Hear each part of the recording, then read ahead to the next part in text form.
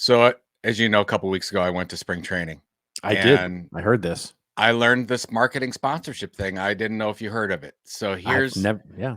I had to learn this from my son. So basically, there's a sponsor patch on the shoulder of every player, and And every that's team new, is right? That's yeah, new. that's a newer thing. Okay. So Like Cleveland soccer Guardians, now. yeah, exactly. Cleveland Guardians are sponsored by Marathon Gas or something like that. Okay. But what I didn't know is that this patch goes on a different place depending on which way you bat. So Oh, if you're a right-handed batter, it's going to go on your left shoulder because that's the one facing the television. Did you know this? I did not know this. And if you're left-handed, it's going to go on the other one. Or if you're a switch hitter, it's probably going to go on your right shoulder because most of the time you're batting left-handed. What if you go both ways? Well, that's I think whatever. Next.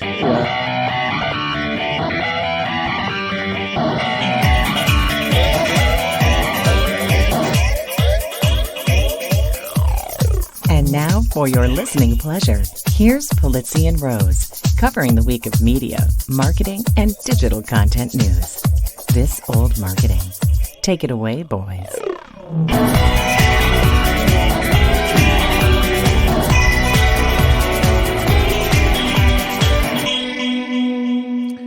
Well, hello, my friends, and welcome to this special episode of This Old Marketing, proudly brought to you by the HubSpot Podcast Network, the audio destination for business professionals. And welcome to episode number 418 for March 8th, 2024. And with me, as always, is my pal, my colleague, and a guy who's yet again somewhere sunny, Mr. Joe Pulizzi. I am. Yes. I am. I'm as we record this. As we record this, I'm in Tampa. Yeah. I believe. I think. Not sure. Tampa. But we're enjoying Tampa. Busch Gardens, Tampa. You should go to my sister's house. My sister lives in Tampa. Really? Yeah. I was not aware of that. I thought I knew it was Florida, but I didn't know it was Tampa. I love it. Is, unlike you, it's like one of the million little cities that are outside of Tampa. It's like Florida is just one giant, Tell me what you really feel. Mini mall. Yeah, it's like every 10 feet is a 7-Eleven mini mall, and they give it a name, right? It's like, there's Coral Gables and Coral Shores and Coral Sea Shores and Coral this and Pink that and Flamingo City, and it's basically just a 7-Eleven and an Arco station. Speaking of that, did you hear the thing about Trader Joe's in Springfield? No. There was a thing that came. Trader Joe's had this whole thing. They said they were launching a new store in Springfield, and the Springfield and Springfield, Illinois Springfield, Missouri got all excited. Oh, but okay. it was not Springfield, Missouri. It was Springfield, Virginia. And then there's all this talk about there's too many Springfields. Right, including the Simpsons, right? I thought you were going with the Simpsons, which is the most important. Yeah, I think there's a Springfield, Indiana, Ohio, Virginia, Missouri. I guarantee you there's a Springfield, Texas somewhere. I mean, there's a Springfield. Texas, every it's probably name, Coral Springfield, Florida. I'm sure there is. Or something. But anyways, Springfield Shores. It's a gated community, really, for the retired. Yeah. It's somewhere near the Keys, I would think. Oh my God. Well, it's good that I'm in Florida because we get to do this very special, as you say, blossom episode. Yeah, that's right. Of This Old Marketing. But before we start, I do want to mention, because I have to do this on every episode. We have our live This Old Marketing that is going to be at Content Entrepreneur Expo, the #1 event for content creators and entrepreneurs.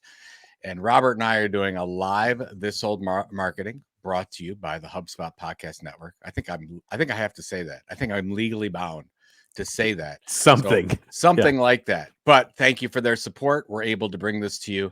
And we want you to be a guest on This Old Marketing live in Cleveland, May 5th through 7th. Go to cex.events, register. But when you register, put in the discount code TOM, TOM 100. You save yourself $100. And at the same time, you will put yourself into a drawing to possibly be our guest. We would like to talk to you. We're going to have a fun time. It will be great. You will be immortalized as our 5th guest ever, or something like that. Yeah, in This Old Marketing. It's amazing. There's a jacket involved. I hear you get some sort of jacket or trophy. Hey, I think you'll get one of these wonderful sweatshirts that I have. I'm wearing this. It says books. We're launching Tilt Publishing, our new imprint for content entrepreneurs, and this is one of our shirts. This is books. It's not boobs. Right it's books. It's not boobs. It's books. Books. Get it? I tell you, your mind goes in the gutter. Of course. Every episode. My inner 17-year-old is alive and well. Yes. There is no doubt about that. But and the hat is from Millie's Market in Nantucket. If you've ever been there, it's splendid. You're a walking branded story, is what you are. I'll tell you what. Note to everyone: if you send me a hat, I'll probably wear it on the show. Oh, there you go. I just do that because I love hats. I have a hat fetish. Hats and shoes. My inner 17-year-old has a joke ready at the helm, but I'm not even going to go there. Anyways, this I really feel good about this being our best episode ever. It should be fun. It should be fun. Yeah. So what are we doing? What are we doing this episode? We're going to have a good time because one of the things that we know, without even talking with each other, we both presented and got to see each other and hang out at Social Media Marketing World. And we both, like we often do, we gave presentations that are complementary to each other, and are both good best practices that we've observed and seen and start to, work on with various our constituencies as they were.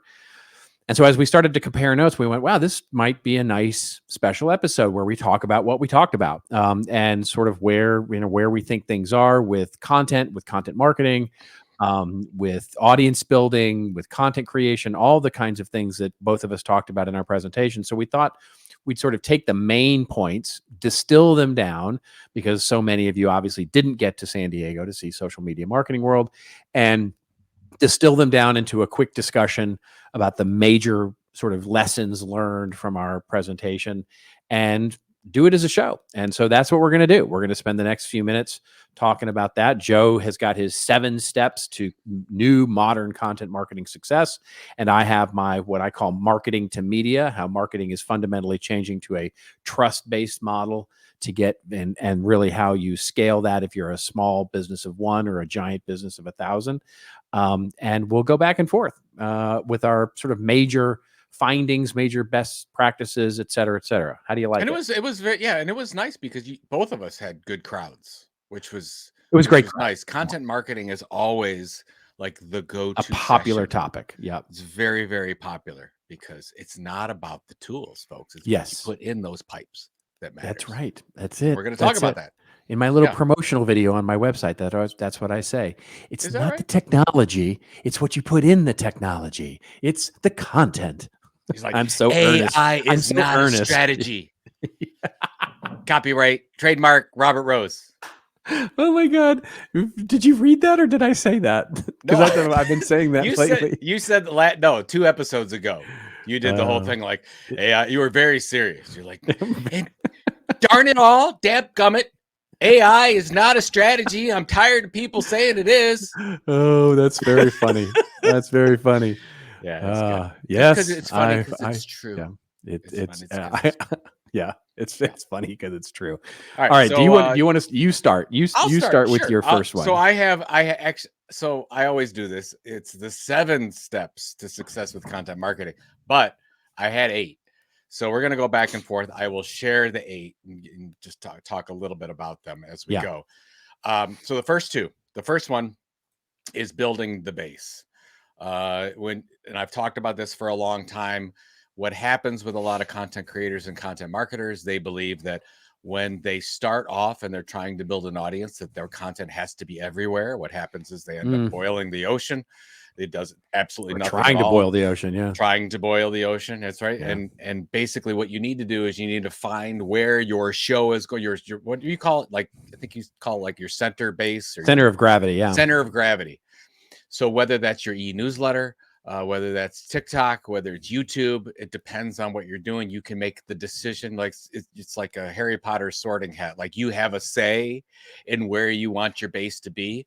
But when we look at all the best examples from Red Bull to Mr. Beast to Content Marketing Institute, you go on any media company out there, everyone starts by mastering one thing, doing that really well over a long period of time, consistently delivering. And then once you build a minimum viable audience, then you can go ahead and diversify out. So I always like to start off my presentations with that, because especially at something like social media marketing world, everybody's like, I got to be on every social media channel. No, it's like, no, you don't. Strategy is about choosing. Strategy is about saying no to many, many things, so you can say a big emphatic yes to one thing. So if you're kind of trying to figure it out, you might need to say, look, I need to find out where I'm going to build my base at, start there, deliver consistently, and then move on. That moves on to my second point, and I've talked about this forever, but it's still the biggest issue, and that's finding your content tilt. And that's really finding your area of differentiation where you can break through all that clutter out there and actually build an audience, actually have a chance to build a loyal audience. And if I had to say that there's one thing that holds back content creators or content marketers, is they're mired in sameness with hundreds, if not thousands, of other organizations that are creating the same kind of content the same exact way, and you're never going to build an audience. And when I say most, I'd say like 95%. So what hurts me more than anything is if they say, oh, they're doing all the things, right? They're consistently delivering. They found their base where their center of gravity is going to be. They're delivering over and over again. And then I can look at it and say, well, there's no hook here. There's no differentiation. You're not, even if you do all the right things and you even promote that content, you integrate it with everything else you're doing, it probably isn't going to work, because there's nothing there for people to grasp onto, because it's not differentiated. And you could do that in lots of different ways. You could say, oh, we're going to focus on a more niche target audience. We're going to focus on a content area that we feel we can be the leading informational experts in the world at.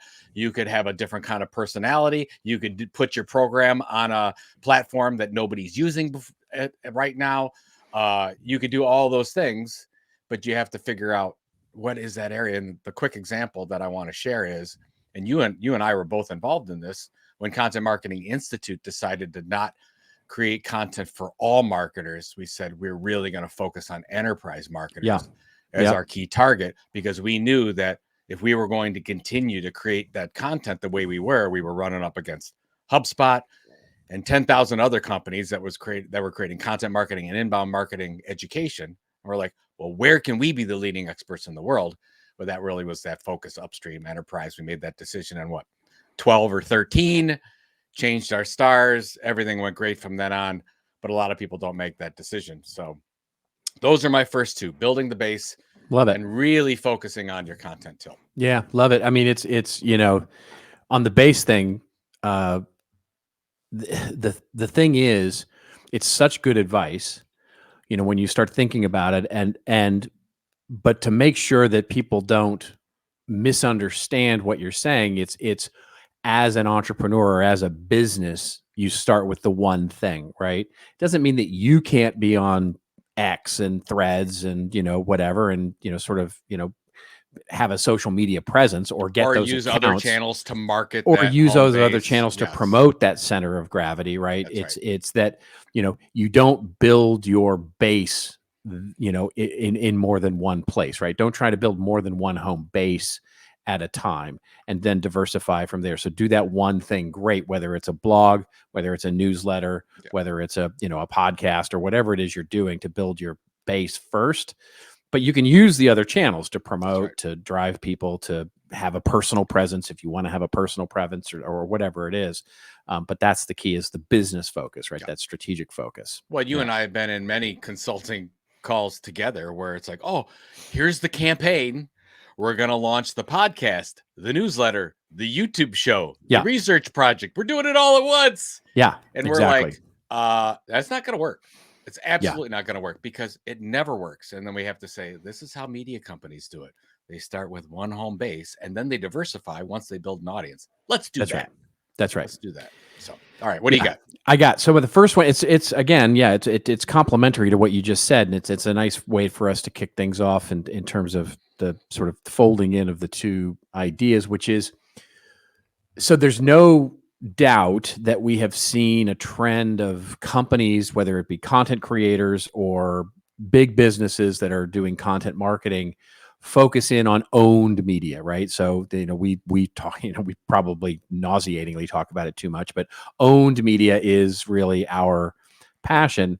And the interesting thing to me is why, right? What is it we're trying to do with that owned media? And in 2024, what we're seeing more and more is that it's about brand and relationships, right? And here's what I mean by that is that establishing, an engaged audience, and we can talk about measurement, and later on I will talk a little bit more about measurement, but the idea is, that this is right. Inherently, that an engaged audience that wants to hear from you is going to do stuff is going to do stuff you want them to do in higher propensity than someone who isn't, right? Yeah. Just makes sense, right? If I'm engaged with you in a different kind of relationship, then I'm going to do more things because I trust you, because I'm engaged with you, I like you, etc. So I'm going to be top of mind when I want to buy something. I'm going to stay a little more loyal. I'm going to close the lead a little faster, whatever those things are. It's a good thing. It's a good thing. So, but the problem is that as we've sort of evolved out of social media,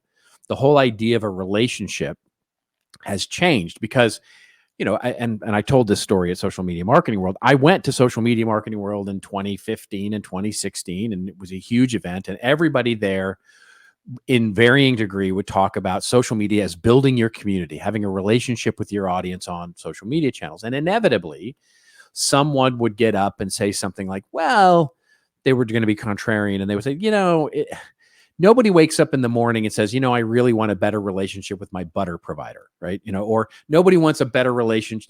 Nobody wakes up and goes, gosh, I wish I had a better brand relationship with the generator that I just bought, right? Nobody does that. And that always struck me as a little cynical, right? It struck me as a little cynical because the idea is that that's true. It's nobody wakes up in the morning and says, I need a better, I need a better relationship with my butter provider or my generator provider. However, that doesn't negate or even change the need for the butter provider or for the generator provider to have a better relationship with its customer, right? In other words, just because one doesn't actually need it, it doesn't negate the need for the brand to actually try and create a relationship. And creating that relationship is important. So you start to ask yourself, if you're a brand, well, okay, I need a reason.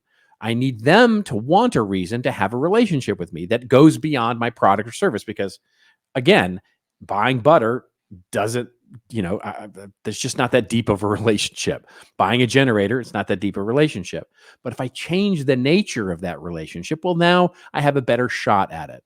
And the greatest example of that is, and I use this example all the time, and I've even used it on this show before, is Amazon and Amazon Prime, right? So if you look at Amazon Prime Video, it's a horrible business. It's an awful, stinky business, right? They spend they have 2.5 billion in revenue, and they spent 22 billion on content. I don't care how Hollywood math you do there. That's a bad business, right? You would shut that business down, but they don't, because of course what they know is that Amazon Prime, becoming an Amazon Prime member, is a relationship that they value. And if you're an Amazon Prime member, guess what? You spend 2x as much on Amazon on a year-to-year basis.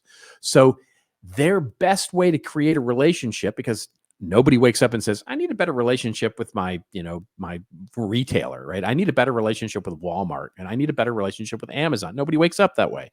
But if you can create a reason separate from them to have a relationship with you, hey, they give me cool content, they give me cool movies, TV series, et cetera, et cetera. Well, you're much more inclined then to become a Prime member, and thus you are much more inclined to spend more. Thus, it becomes a very smart business decision for them to create a reason for you to have a relationship with Amazon that goes beyond free shipping. And that's the key that we need to think about as we start thinking as content creators and as brands.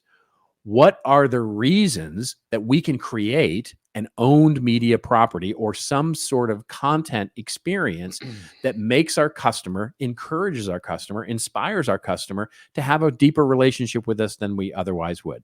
The perfect example of that I always use as well is Schneider Electric, right?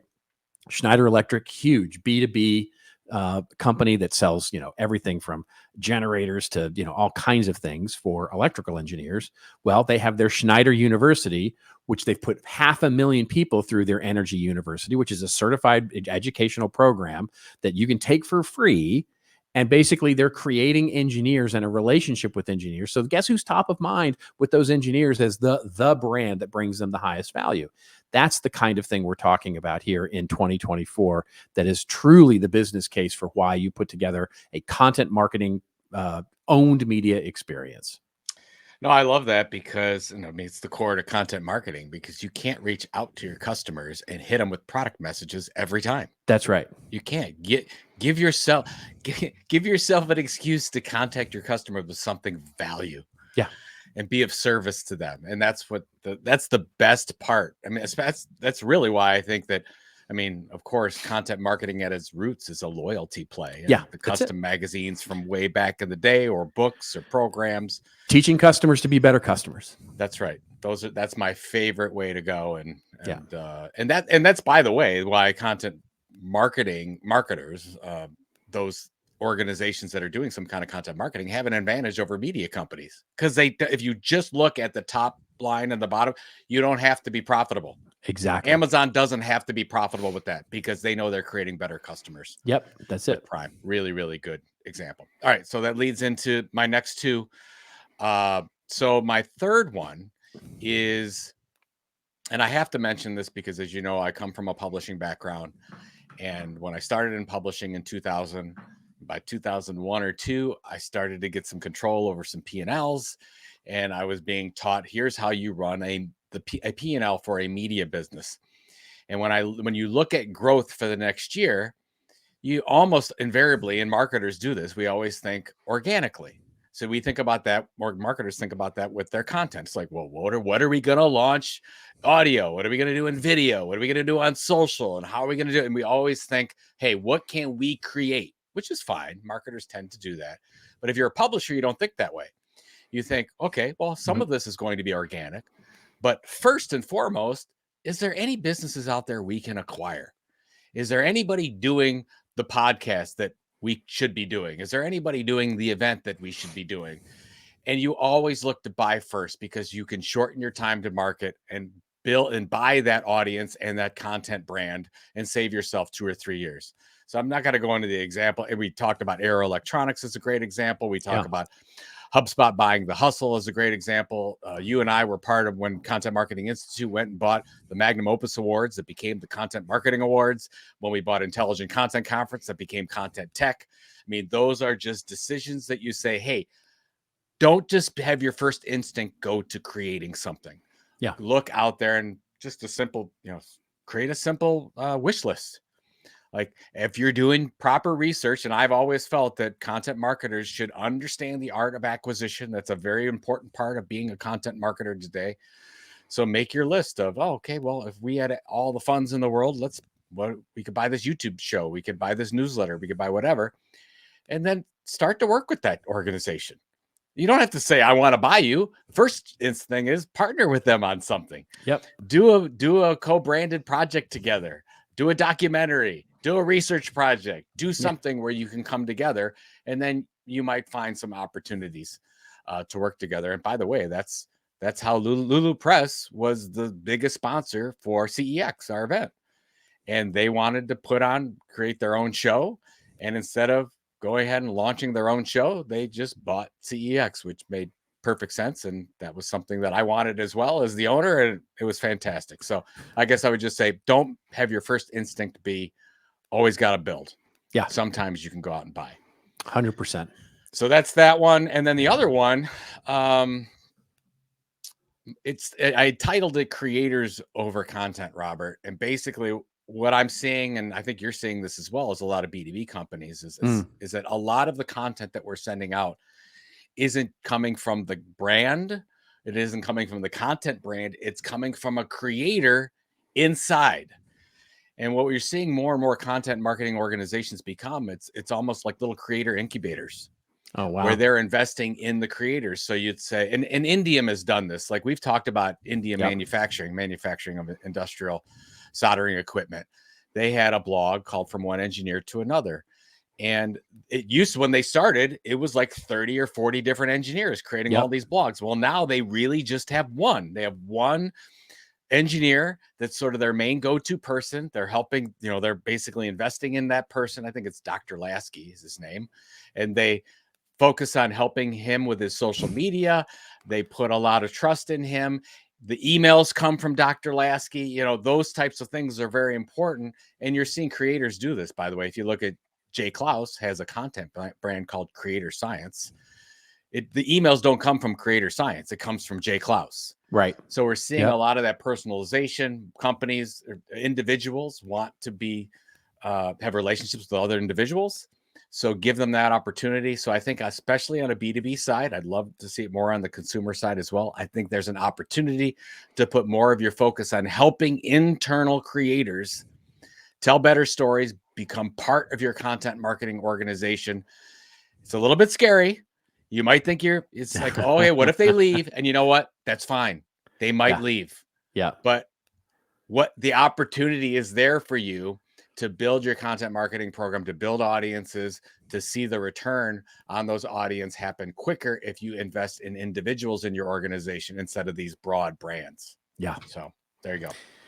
Good stuff. Yeah, I love that. It is sort of that. Well, and the funny thing is that it segues beautifully into my second one here, which is the idea of looking at things as product, right? Looking at your content as product, and what I talked about in the presentation was, one of the things that often gets lost is we have this sort of mythology built up in our head. And we can actually, because we're so used to the campaign and marketing oriented mindset, that we get into this sort of, well, what do audiences want? What are they asking for? What do they want? What do they want? And that can really hinder us, because as we start to think about our content program as a product, as a thing that's going to last, not just, for a campaign, not just for a flight, but for years, ostensibly, it should become our, sort of heart and soul for many of the things we're doing. It is that product marketing or product launch oriented mindset of what we're doing here. And I use the example, of the, I showed this image of basically the Rubik's Cube, the iPhone, Michael Jackson's Thriller album, and the Toyota Corolla. And I asked everybody, like, what do those four products have in common? And of course, the four things that they have in common is that they're 4 of the 10 most sold products in the entire planet, right? But here's the thing. Nobody woke up in the morning going, you know what I really need? I need like a multicolored cube that's going to drive me insane, right? Or, I need a phone that I can swipe, and use my finger on the touch screen. What I really need is an album from Michael Jackson that talks about scary stuff and is really cool to dance to, right? Or I need a car that, does all the things that a Toyota Corolla does. But yet that's what we think of. And when we're trying to develop content, is all of this access for what it is we're actually trying to do.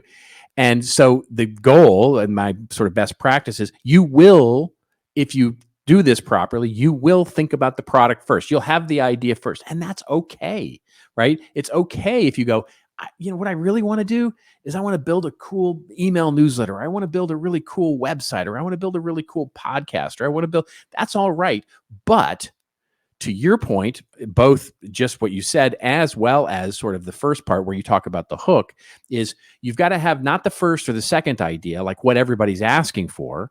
Rather, think about the third, the fourth, the fifth idea when you start really getting into it. And the example I use all the time there, and you've heard me use this example on the show before, is the consulting company that's in the financial services space, that basically they're 12 people. And their clients, their audience, are hedge fund managers and chief investment officers and people who buy low and sell high. So you go, what's the newsletter? Like we want to do a newsletter for loyalty. What should that be? And of course, the first idea is, well, let's do a newsletter about Brexit, or let's do a newsletter about the economy or interest rates, or, some economic news. And it's like, no, everybody's got that. Nobody woke up in the morning wanting more of that.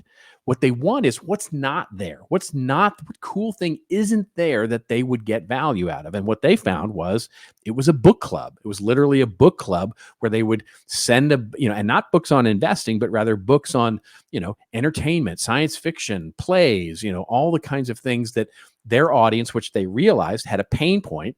They don't know what's going on in the world. They don't know what to read. They don't know what's entertaining, what great books they should be reading, what novels they should be reading. Well, they could offer that value to their audience. And now it's the number 2 reason that their clients stay loyal to them every single year. Number 1, thankfully, is their research, which is always good. But number 2 is this stupid little book club that they launched. And that starts to think, how do we look at this as a product, not about what duplicates what's already out there, but what's not there? What cool idea can we bring to bear that's not existing, that expands our relationship with that audience? I love that example. It makes me think of Anthony Fasano started the Engineering Management Institute years ago because his target audience were civil engineers, and he thought that they didn't have enough leadership education. So all of his podcasts and everything, they focused on the leadership complement that engineers need, not anything else that you think around engineering. And it took off like crazy. And now he's super successful with that. But just that little move made all the difference. That's really good. Love that. That's example. That's exactly it. All right. What do you got next? All right. So my next 2, you talk about pillar content projects a lot. So I don't want people to do, then when I think about that, I think about big projects like we're going to do a research project. We're going to do a documentary. We're going to do a quarterly magazine, right. Big projects. I wouldn't do this if you haven't built your base yet. I would do this as a diversification. So for example, Content Marketing Institute, we really were diligent about building our blog and our email newsletter audience. And then once we did that and we had a minimum viable audience, then we diversified and created Chief Content Officer Magazine. Then we diversified and created Content Marketing World. So those things, it's really important to remember the timing of this. But once you do that, I feel that a pillar content project can really separate yourself. And if you look back at Content Marketing Institute, I mean, what separated us more than doing that annual research project? That we broke up ultimately into B2C and B2B and enterprise, and it's been significantly successful and still is today. I think we're on 16 years or something. Yeah, it's amazing. It's been a long time. I think we originally started that thing in 2008 with Marketing Profs, and it's still going on today. The documentary, The Story of Content, that you and I were I think that's had well over 1 million people watch that thing. And that thing has been instrumental in getting people into the discipline of content marketing, as well as coming to things like Content Marketing World. So I think that as part of your diversification plan with your product, you're creating this product of content, you've got this content brand. It's what can we do? Something significant is important. And I think especially today with AI, we talked about this on the last episode, where AI is pulling all this information. They're going to pull information from those that are experts in their particular focus area. And a lot of that can come from pillar projects like magazines, events would work there, research projects, documentaries, something like that. And also you can get the entire industry involved. Books. How could I forget books? I think every content brand out there should create some kind of a book. See, I'm forgetting the whole book thing. That's the most. You're wearing the T-shirt and everything. I'm wearing the T-shirt. I know. Yeah. So that's that one. And then number 6 would be, of course, leading into. I'm not going to stay long on this one, Robert, but you know how I feel. What is the one place, thing you can deliver that has 100% deliverability and has almost no competition today? Print. Creating something like a quarterly or even a 2-time a year publication and delivering it to your audience. There's so much clutter online. It's more difficult than ever to break through. We've just talked about this, to build a loyal audience that knows, likes, and trusts you. A really good way to break through is to deliver. You probably have the addresses of your audience, of your customers, and you can deliver an amazing magazine to them. And what comes to mind is I worked with this company years ago, Altair Engineering. When we first started working with them, they had a couple dozen employees, and they were an engineering software group out of Michigan, and they were having trouble getting meetings with their decision makers that would spec out their software. And they created a magazine called Concept to Reality. And those people would get that magazine and they would call, or when the salespeople did call them, they would take the calls. It's like, hey, did you get the magazine? Whatever. Yes. That magazine was amazing, did incredible. And if you just look at Altair stock price today, Altair Engineering, and what they've been able to do.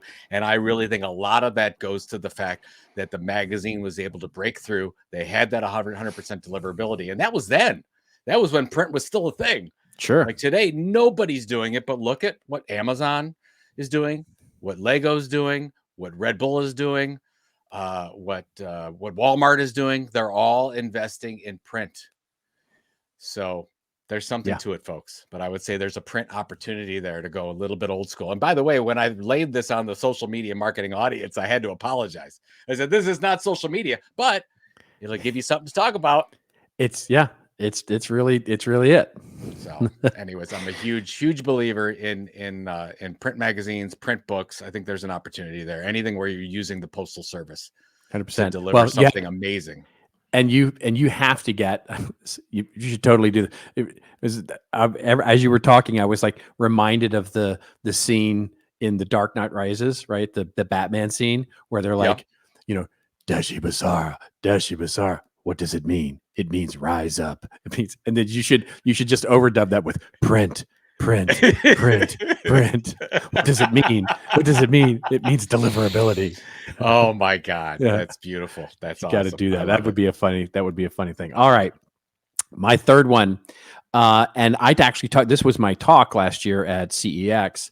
And was a point in this talk was to think about what you're doing as a consistent basis. One of the things that really helps think about an editorial mindset for this product that you're creating or for whatever it is you're doing from a content marketing perspective is to create a messaging architecture around it. In other words, how are you actually speaking as a business, right? Because one of the risks is that different people understand your thought leadership program, your inspiration program, your thought, whatever it is you're doing from an editorial perspective on that blog or on that magazine or on that email newsletter, and don't really understand, or in that community even, and don't understand what is the point of view. And it's different than the brand, right? It's different than the brand. And the example that I use, which I just love, is, and this goes back to your acquisition thing, which is Pendo, right? So Pendo is a software company. They're a startup software company. They've grown very, very quickly. They're I guess a mid-sized software company now, but started very small. And they deal with product marketing software, right? So theirs is all about analytics and insight into what your digital product is doing, and it's a whole suite of products that they have for digital products. So their target market is product managers and product marketers, right? Product people at its side. They acquired a community called Mind the Product, right? And which was a really cool acquisition. We covered it on our show before, but Mind the Product is a community of product marketers, product managers who talk about the best practices in that. And the key was leaving it alone, not getting into trying to talk about the features and all the things that Pendo does as a sole part of that editorial, but rather developing a point of view around what it is that Mind the Product was going to believe about the world. And the example I use is, and it's right from their press release. They actually say it in their press release. Now, I don't think that they consciously went, ooh, I need to develop Robert Rose's point of view architecture. No, they actually just did this because they're smart people. And the key is that I'm reading this, the Pendo CEO, when he talked about the acquisition, he said, look, our mission is to elevate the craft of product management and to help product managers be better at what they do. That's the mission of the company, right? But it's not a point of view on the world, right? When you think about the point of view on the world, you actually go to the mission statement of Mind the Product, And right in their mission statement of Mind the Product says, product management is much more than a job title. It's a discipline and to some a calling. Developing these architectures and understanding them across the entirety of the business is what's critical today. In other words, that's much broader. It's a much broader opinion about the belief about the world that product marketing is a calling and that we have to answer that call for all of product marketing. So that's it's not just helping you be better at your job, but it's helping you answer the call of what it is, so emotional help and inspiration and community and all the things that they can offer as part of that point of view it's a very subtle but very important difference in the way that you position whatever it is you're out there doing. So developing that point of view architecture and that messaging architecture is a critical point of it. And by the way, it's I detail how to do all that I won't go into that here, but it's a critical thing of making sure that everybody understands what the mission. You often talk about the mission of the publication, right? Yep. And that's really that idea. Yeah, I love that. I think a lot of people confuse the mission of the brand with the mission of your 100%. content brand. That's what I mean. And that's where to help that, whether you call it a content marketing mission statement, content mission statement, editorial mission, you really need to build that out. Like you just gave a great example of it. But everyone listening to this, you need to have your content mission statement so you understand and your team understands what's the goal of this thing. It's not about any good mission statement, content mission statement does not say we want to sell more widgets. Right. It says, here's our target audience. Here's what we're going to deliver to that target audience. And here's the outcome for the audience. We're helping them live a better life, get a better job, inspire them. What are we trying to do? And that will guide your editorial. Our point of view, what we believe about the world, like what we believe about the world to be true and why that's good for people. Right. Yeah. And speaking of mission, we need to pay some bills. Oh, that's fantastic news. I forgot all about that. We got so excited. Yeah, we forgot to pay the bills. We got so excited talking about our presentations that we forgot. So we're going to share this. Roll that beautiful bean footage, would you? You ever wonder what unicorns eat for breakfast? All right, I don't actually know the answer to that, but what I do know is that 20% of all unicorn startups, they're using HubSpot, and for good reason. HubSpot's all-in-one platform levels up your sales, software, and support. Plus, they have a huge collection of resources to help startups scale. And with HubSpot for Startups program, you can save big off your first year. To see if you're eligible to save on HubSpot, visit HubSpot.com/startups.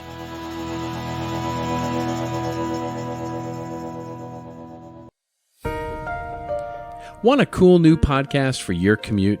Well, let me give you a nudge. Yeah, that's right, nudge. Nudge is hosted by Phil Agnew and focuses on how the smallest changes can have the biggest impact.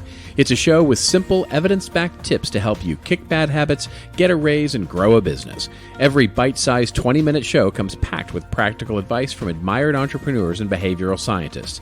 Nudge is fast-paced, but still insightful with real-world examples that you can apply. Oh, and it's also the UK's fastest growing business podcast. Here's your nudge to get Nudge wherever you follow your favorite podcasts.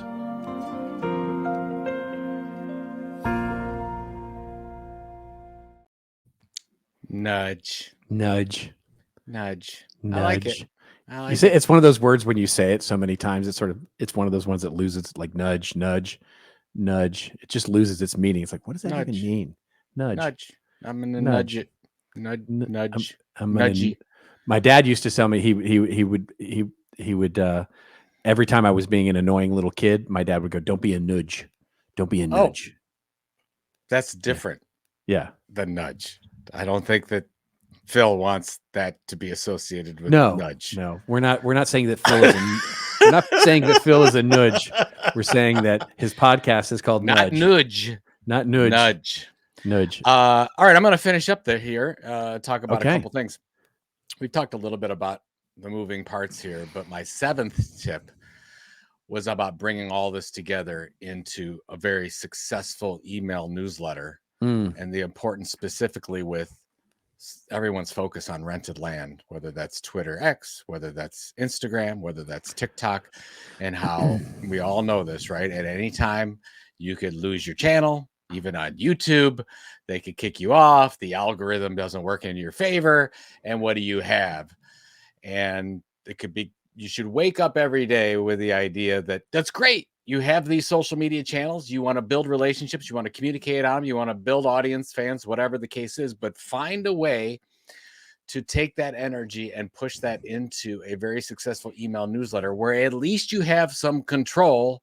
And when you're going to send out communications, you get opt-in approval for them from your audience to communicate with them.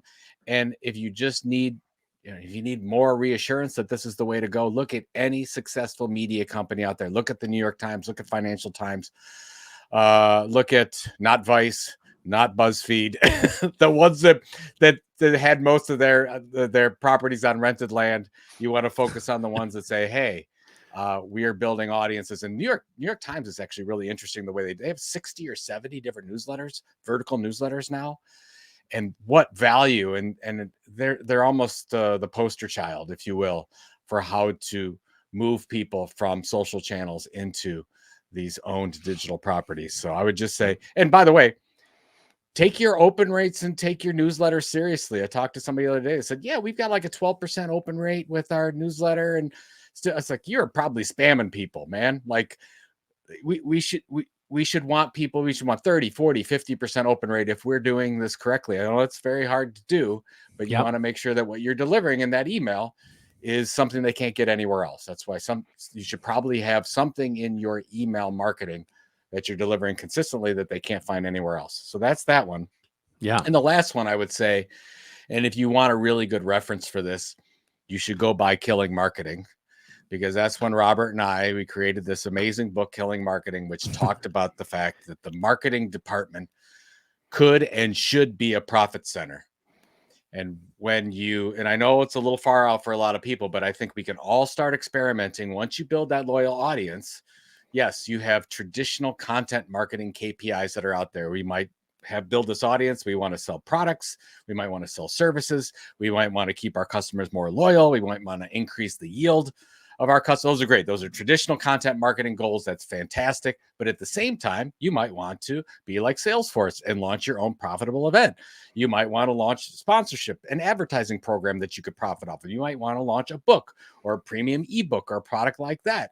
You might want to launch an affiliate program. You might want to take donations. Whatever the case is, you can actually drive direct revenues that at some point, if you do this really well, like an Arrow Electronics, like a Red Bull, that you don't have to go begging for budget to the chief financial officer that probably doesn't care anything about what you're doing from a content marketing standpoint, because you're creating your own budget and your own revenue. It gives you a lot more flexibility and freedom. And of course, we're all media companies, folks, and that's a media company model. So if you don't believe me, go buy Killing Marketing. We'll put it in the show notes. Check it out. That book is still relevant today. And I think that's the future of marketing departments, that every one of them will be self-sustaining at some point if we do this right. So there you go. I love it. I love absolutely every part of that. That was a fun book. We had a good time with that. Such a great book, because nobody was really talking about that. It's my favorite of all the books that I've written or co-written, and all of them. Well, that's not true. I've got one with Carla Johnson and 2 with you. That's right. Yeah, that's right. You have many books out there. You have books that you don't even know that you ever wrote. That's true. That's 100%. You have one on back pain. Yeah, that's right. You have one on 16th century politics in Europe. That's right. Anyways. That's right. Yeah. I want to write a book on Anna Karenina and how it's similar to marketing, but that's probably right. Russian literature and marketing are aligned. That would be a good hook. It was a good hook. Yeah, I should do a Substack on that. Anyway, my last one here is about trust, and this pertains to not just content marketing but all of your marketing. So trust is such a huge thing right now, and there's a unique opportunity we have. If you pay attention to Edelman's Trust Barometer every year, and you don't need Edelman's Trust Barometer to understand where trust is right now in terms of media, government, institutions like nonprofits and business. And spoiler alert, business is the only remaining trusted institution that's out there. It's the only institution, according to the Trust Barometer, that's considered both ethical and competent. And I'll let you guess which the other two are. Is like media and government are considered both unethical and so. it is not uncommon these days for business brands to have more trust with their audience than the media brands that they're advertising on. So just let that sink in for a minute there and think about what you're doing from a brand advertising standpoint. And as it starts to sink in, what you start to realize is that every experience we have, whether it's a sales-oriented experience of our website, whether it's a content marketing experience of our blog, whether it's the content marketing experience of our email newsletter, or whether it's the loyalty play of our customer community, whatever those goals and objectives are, every single one of them needs to be developing and delivering deeper trust. Then you start to go, okay, well, what the hell is trust, right? What does trust mean? Well, Rachel Botsman, who is an amazing researcher in the area of trust, and go read everything you can from her, which there's really only a couple of things. There's a book and a really a professorial sort of paper on trust, but she calls it sort of our relationship to the unknown. Basically, it's our confidence in our relationship to the unknown. And what I'd like to say, it's our relationship to uncertain outcomes, right? In other words, what are our relationships to the outcomes that are uncertain? And quite honestly, if you think about it, every marketing experience you're creating for a new customer has sort of an uncertain outcome. And it goes back to what I talked about with the butter provider and the generator provider. And yes, of course, the butter provider there's a different amount of trust needed for buying a stick of butter than there is for buying a $100,000 generator for your building. So I understand that those things are different, and you should too, as you start to develop the kinds of experiences that you're building across the buyer's journey. So the best practice is go do what we call a trust audit for all of those experiences. So you're going to look at every experience you have, and you're basically going to look at that includes your social media channels, it includes your email newsletter, it includes your website, everything where you're creating an experience for customer. And I want you to look at it through three lenses. The first is, does it demonstrate trust? In other words, it doesn't just claim and demand trust from people. In other words, are you gating white papers, right? That's not creating and demonstrating trust. So are you actually demonstrating some level of trust? Doesn't mean you can't gate a white paper, but are you in other ways demonstrating trust for why they should sign up for that white paper? So does it demonstrate trust? And give it a red, yellow, green if you want, right? So on that experience. The second is look at it through the lens of Maya, M-A-Y-A. And that's a design principle that there are books on this. There you can go read about this, but basically it stands for most advanced yet accepted. And the Maya principle is this. Basically, we as humans will get icked out basically by things that are too new for us. So if your brand is out there trying to do something that's like really weird and just odd, it's not going to really create that it might be the most advanced thing ever. Like, for example, I used the book club earlier with the consulting firm. If they'd come out and said, here's how to prevent heart attacks, right? Or here's diets that you could take. Like, people would go, wait, what are they doing? Like, what? That's not. But as book reviews, as content and it aligns. You can see it's advanced, yet I can understand that how they would do it. So look at your experiences through that lens and see if you're either way outside the boundary or inside the boundaries of where you should be. Again, red, yellow, green. And the third is consistency. Does each of the experiences as they go through your customer's journey develop more and intimate levels of trust?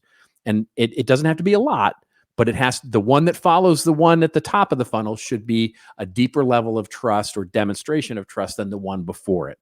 In other words, you're going to be starting to have people hold their attention, keep their attention through that, so the deeper you get into that journey, the deeper you get into that relationship, you want to develop more and more trust, and that will make things happen faster and faster and faster.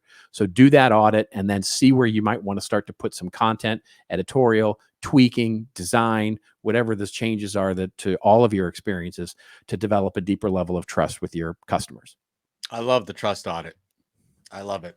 Any type of content audit is always a good.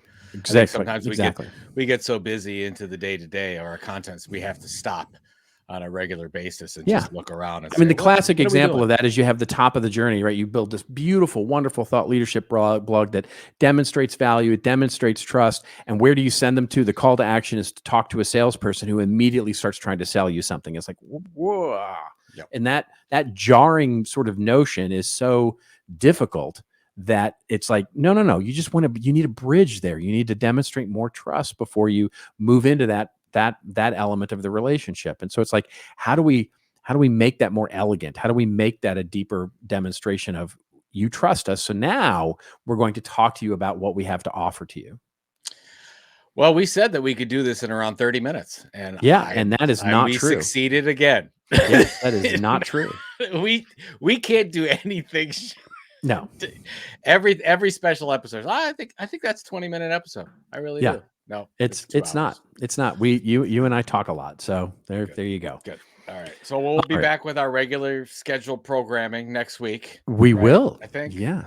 We will be back with the news next week, and we'll have a regular old news show talking about all the things that are new. You got anything coming up? That's it. I'm actually going to stay in town most of March. Oh, well, thank God for that. I know, crazy. As we lead into CEX and we finalize the agenda and get everything going for that. So very exciting for CEX coming up, and we're launching our new group book, The Content Entrepreneur, on the Tilt Publishing imprint that'll launch at CEX. Fantastic. So I'm excited about that. So working on the marketing and then trying to do very little of anything else. I like it. Honest with you, because that's a lot. That's a lot. How about you? What do you got going on? We're out there sort of hanging up the sign saying basically, hi, we're out here, we're doing stuff. And if anybody wants to work with content strategists, content marketing, we're here. We're offering the new fractional services. So I've been working a lot on our marketing and on our content. Where do people go? Where should people go? They could go to contentadvisory.net, the little website that we maintain there, and or subscribe to the newsletter that we always put into the show notes and all that kind of stuff. Absolutely. So thank you for that. Important. Thank you for that. All right, everybody. Well, we will be back again next week with a regularly set of wonderful news programming and general chuckleheadedness. Until then, just remember, it's your story to tell. Tell it well. We will see you next week on This Old Marketing.